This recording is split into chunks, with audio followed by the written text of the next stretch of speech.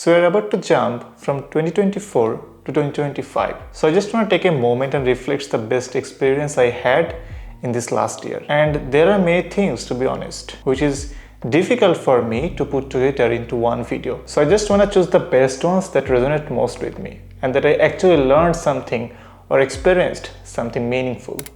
On January 29th, I finally got the chance not to go to the university and finished my study. For the first time in 6 years, I felt freedom. I felt free. I finally got that chance to feel like, oh, maybe now it's my time. Maybe now the wheel of my life is in my hands rather than on someone else's. I feel humbled and really enjoy the thing that it's finally over. Finally, I can live my life like the way I know live. That feeling was something really different. And guess what? I celebrated my last day as a student with a pizza. It was not hard though.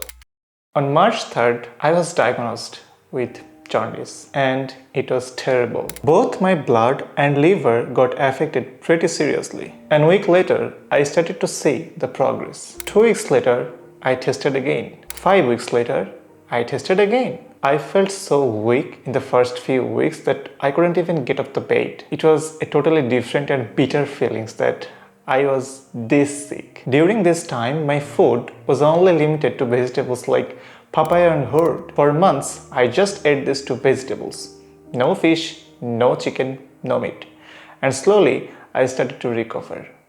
And then, 6 months later, I tested again. I thought eventually it would go away, so I didn't test in all these months. But I found out that it is still there, only a slight bit. And I didn't test again. So I am a fan of RCB. And again, like all other seasons, I was cheering for RCB. This year, we lost the first game. Then we won the second game. Then we lost 6 games in a row. Then they just bounced back with 6 wins in a row to confirm the spots on the playoffs, especially the match with Chennai, with something really jaw-dropping. But we won. And then what happened? We lost once again in the playoffs. So that was really like a bitter moment. Also, it was a sad moment because it would be like DK's last IPL. So he played really well in this season, but it is what it is. Like 15th or 16th auction, and we still didn't get that chance to lift that trophy. I'm just hoping for the best in the next year. In all those years, I saw many different champions. But in this year, 2024, especially in the final, South Africa versus India, so I was rooting for South Africa. I really wanted them to lift that trophy for the first time. As you might know, South Africa didn't win any World Cup. So I was really hoping that this might be their chance. And it was. So the way Klaasen played, absolutely amazing. Full stop. South Africa needed just 30 runs from 30 balls. Once the momentum was shifting, I kinda got that feeling, maybe not this time. Maybe that South Africa will not win this. And guess what? When Miller came, and I guess in the last over, South Africa would need 16 runs in 6 balls, and Miller was in the bat. So the first ball, I guess it's the first ball that Miller hit.